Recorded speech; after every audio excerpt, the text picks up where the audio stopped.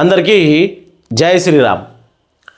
Telangana journalist KVR arrest రెండోసారి జరగబోయినప్పుడు అందరికీ తెలుసు తెలంగాణ జర్నలిస్టులందరూ ఏకమయ్యి ఎట్లా అరెస్ట్ చేస్తారో అరెస్ట్ చేయండి, మమ్మల్ని కూడా అరెస్ట్ చేయండి అని ఆంధ్ర నుంచి వచ్చినటువంటి ఒక 10 మంది పోలీసులు వాళ్ళతోటి వాగ్వాదం, అంటే ఒక యుద్ధ వాతావరణం నెలకొంది. ఆ టైంలో కేవీఆర్ ఇంటికాడ రాత్రంతా ఉండి 1 గంట దాకా ఉండి, ఆ వీడియోలు కూడా ఇప్పటికీ ఉన్నాయి.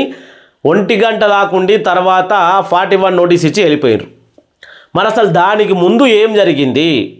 కేవీఆర్ను ఖచ్చితంగా మళ్ళీ అరెస్టు చేయాలి అంటే పైనుంచి ఒత్తిడి. సిఐ గారు ఆ రోజు స్పష్టంగా చెప్పారు, పైనుంచి మాకు స్పెషల్ ఉన్నది, మీరు హైదరాబాద్ దాకా వెళ్ళి అతన్ని ఎందుకు పట్టుకొని రాలేరని మా పై ఆఫీసర్లు అడిగితే మేము ఏం చెప్పాలి అని ఆయన ఎవరైతే వచ్చినటువంటి సిఐ ఉన్నారో ఆయన డైరెక్ట్ చెప్పడం జరిగింది.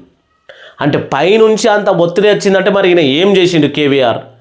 కేవీఆర్ ఏం చేసిండంటే ఒక వీడియోలో భాగంగా ఏదైతే ఇప్పుడు ఉన్నటువంటి కూటమి ప్రభుత్వం తీసుకొచ్చినటువంటి రెడ్ బుక్, ఆ రెడ్ బుక్ గురించి మాట్లాడడం జరిగితే రెడ్ బుక్ను ఏదో అనడం చెప్పేసి డాష్ అనడం చెప్పి ఆ యొక్క కంప్లైంట్, ఒక ఆయన కంప్లైంట్ ఇచ్చిండని ఆ కంప్లైంట్ పట్టుకొని ఎఫ్ఐఆర్ ఆల్రెడీ రెడీ చేసుకొని రావడం జరిగింది.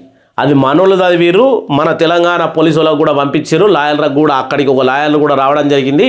అందరూ చూసిన తర్వాత మీరు 41 నోటీస్ ఇచ్చి కూడా ఇట్లా అరెస్ట్ చేయడం కరెక్ట్ కాదు, 41 నోటీస్ ఇచ్చిన తర్వాత ఇతను రేపన్నా ఎప్పుడైనా మేము తీసుకుని వస్తామంటే లేదు మా పై ఆఫీసర్లు ఒత్తిడి ఉంటుంది అంటే, పై ఆఫీసర్లు ఎవరు? ఇప్పుడు రాజకీయ ముసుగులో ఈ కేవీఆర్ అంటే ఆయనను ఓన్లీ ఓపెన్ జీబ్ వచ్చిందట, ఆయన మీద దేశద్రోహం కేసు మళ్ళీ పెట్టుడు. ఇట్లాంటి ఎందుకు జరిగాయి అంటే, ఈ కేవీఆర్ అంటే ఆయన ఒక జగన్మోహన్ రెడ్డి వర్గం అనేది చంద్రబాబు నాయుడు వర్గము ముద్రించబడిండు. చంద్రబాబు నాయుడు వర్గం ఆల్రెడీ ముద్రించింది కేవీఆర్ అంటే జగన్మోహన్ రెడ్డి వర్గం అని. జగన్మోహన్ రెడ్డి వర్గం అని ముద్రించినప్పుడు ఆయన ఏమన్నా తప్పిదాలు మాట్లాడితే ఖచ్చితంగా రూల్ ప్రకారం మీరు యాక్షన్ తీసుకోవడంలో తప్పులేదు. కానీ ఆయన మాటల్లోనే లేదు, ఆ మాటలను సృష్టించి మీరు ఎఫ్ఐఆర్ తీసుకొని వచ్చి అది చేసిండ్రు. ఇక్కడ ఏం జరుగుతూ ఉంది అంటే, ఆంధ్రలో జగన్మోహన్ రెడ్డికి సంబంధించినటువంటి సోషల్ మీడియా యాక్టివ్లో ఉన్నటువంటి వాళ్ళు, జగన్మోహన్ రెడ్డి అభిమానులు, ఇంకా ఎవరైనా ఎక్స్ట్రా ఉంటే అసలు ప్రమాణ స్వీకారం చేసిన రోజు సీఎం కానీ డిప్యూటీ సీఎం కానీ నారా లోకేష్ కానీ వీళ్ళు ఏమన్నారబ్బా, మేము ఎవరి మీద కూడా పగ తీర్చుకోము, మాకు ప్రజల కోసం సేవ చేయడమే కానీ మా సొంత విభేదాల గురించి మేము పట్టించుకోము అని మాట్లాడినటువంటి వీళ్ళు ఇవాళ ఒక చిన్నసాటి జర్నలిస్టు మీద నారా లోకేష్ సొంత సీఎం కొడుకు, ఆయన రెడ్ బుక్ ఆయనే కదా అన్నది, మరి ఆయన ఇన్వాల్వ్ అయ్యి ఈయన అరెస్టును చేయాలి, ఈయనను తాటికి ఉపయోగించాలనేంత ప్రెషరు పోలీసు వాళ్ళ మీద ఎందుకు పెట్టిండు? నారా లోకేష్ గారు మీ నాయనను అరెస్ట్ చేసినప్పుడు, పవన్ కళ్యాణ్ అక్కడికి వెళ్ళి చేసినప్పుడు మీకున్నది, జగన్మోహన్ రెడ్డికి మీకు వాగ్వాదం ఉన్నది. రాజకీయంలో మీరు కొట్టుకుంటారు కావచ్చు, మధ్యలో వచ్చే పోలీసు వాళ్ళు కావచ్చు, జర్నలిస్టులు కావచ్చు, ఇంకా వేరే వాళ్ళు వీళ్ళని ఎందుకు మీరు నలిపేస్తారు? మీ రాజకీయాల వివాదంతో. సరే, ఇప్పుడు జగన్మోహన్ రెడ్డి చాలా దుర్మార్గం చేసిండు 5 సంవత్సరాల, బాగా ఆలోచన చేయాలి. దుర్మార్గం చేస్తే మీరు రూల్ ప్రకారము ఎన్ని వేల కోట్ల స్కామ్ చేసిండు, దాన్ని ఏమంటారు, ఏవేవో ఇండ్లు కానీ అవి కానీ ఆక్రమించుకోవడం చెప్పింది కదా, వాటి మీద ఇప్పటికీ జగన్మోహన్ రెడ్డిని ఎందుకు అరెస్ట్ చేయలే? మీకు ఖచ్చితంగా ఉన్నది కదా, మీకు చేతిలో అధికారం ఉన్నది, అలాగే ఆయన దోసుకున్నట్టు ఎవిడెన్స్ ఉంటే మీరు అరెస్ట్ చేయాలి. ఎవరిని? జగన్మోహన్ రెడ్డిని అరెస్ట్ చేయాలి.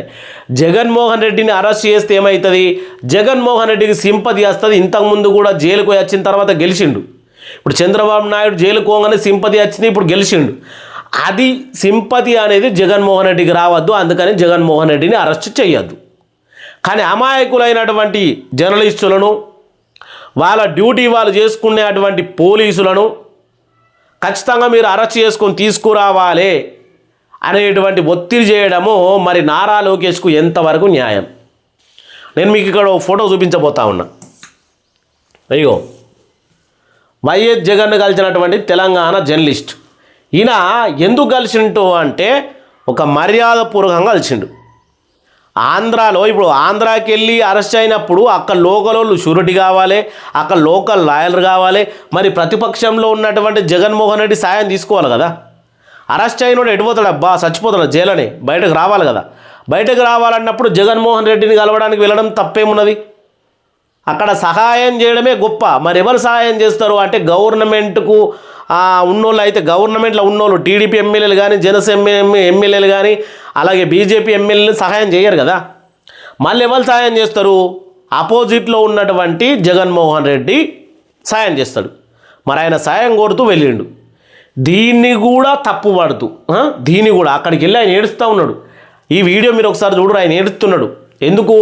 నాకు అన్యాయం జరిగింది సార్, నేను ఏమీ మాట్లాడలేదు, నన్ను ఇట్లా అనవసరంగా కేసులో ఇరికించి ఈ రకంగా నన్ను నానా హింసలు చేస్తూ ఉన్నారు అని అంటే, ఇదంతా ఎవరైతే చంద్రబాబు నాయుడు కుమారుడు ఉన్నాడో ఆయన చేస్తున్నటువంటి నా మీద కక్ష సాధింపు చర్యలు అని కూడా చెప్పడం జరిగింది. అంటే మీ రాజకీయ ముసుగులో ప్రజలను బలి చేసుడు, ఇటు జర్నలిస్టులను బలి చేసుడు ఎందుకోసము? కాబట్టి ఇప్పుడు చాలామంది క్లియర్గా అర్థమై ఉంటుంది. జగన్మోహన్ రెడ్డికి సంబంధించి చాలామంది జర్నలిస్టుల మీద అరెస్టులు జరిగినాయి. వీళ్ళేమో బయటకు ఏం చెప్తారు? మేము కక్ష సాధింపు చర్యలు చెయ్యము అని చంద్రబాబు నాయుడు చెప్తాడు. అదే విషయం నారా లోకేష్ చెప్తాడు. అదే విషయం పవన్ కళ్యాణ్ చెప్తాడు. కానీ జరిగేటి అన్ని కక్ష సాధింపు చర్యలే. ఈ జర్నలిస్టులు ఏమన్నారబ్బా?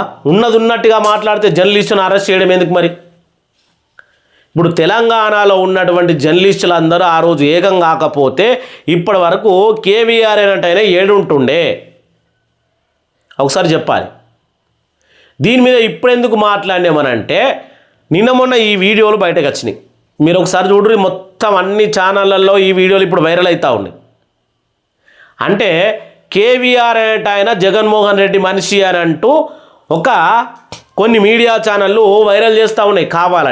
కావాలనంటే మళ్ళా గిట్లా ఏమి నాటకం చేసినా తెలంగాణ జర్నలిస్టులందరూ ఏకమైరు. కేవీఆర్ను మరోమారు అరెస్ట్ చేసేంత ఛాన్స్ కూడా ఇయ్యరు. ఎందుకంటే మీ ఆంధ్ర జర్నలిస్టు తెలంగాణ రాజకీయం మీద మాట్లాడతారు, తెలంగాణ ప్రజల మీద మాట్లాడతారు, తెలంగాణ ఉద్యమకారుల మీద మాట్లాడతారు, తెలంగాణ కళాకారుల మీద మాట్లాడతారు, తెలంగాణ ప్రభుత్వం మీద కూడా మాట్లాడతారు. కానీ తెలంగాణ జర్నలిస్టు ఆంధ్ర ప్రభుత్వం గురించి ఒక చిన్నపాటి మాట మాట్లాడితే తప్పు. ఇదే కదా.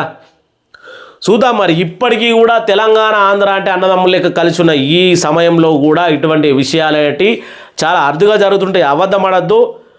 ఆంధ్రాలో ఉన్నటువంటి అందరూ జర్నలిస్టు సంఘాలు దీన్ని ఖండించారు.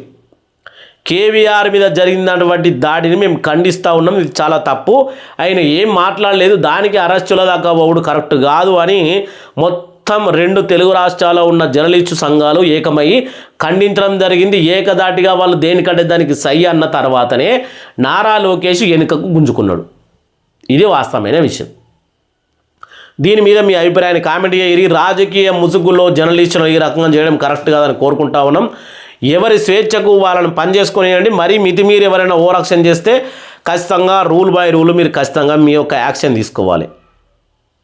మీకు ఏమన్నా ఉండొచ్చు, నేను అంటా ఉన్నా కదా, మీకు ఏమన్నా ఉంటే జగన్మోహన్ రెడ్డిని అరెస్ట్ చేయరు. ఆయన ఏమన్నా లక్షల కోట్లు 1000 కోట్లు స్కామ్ చేసి ఉంటే సీఎంగా ఉండి, కానీ ఆయనను మాత్రం ముట్టరు, ఆయనను అరెస్ట్ చేయరు.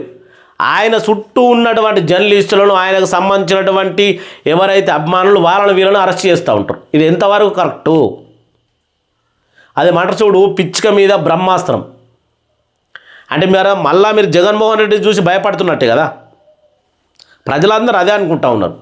జగన్మోహన్ రెడ్డి అంటే కూటమి ప్రభుత్వానికి భయము అని ఆల్రెడీ మీకు పేరు వచ్చింది.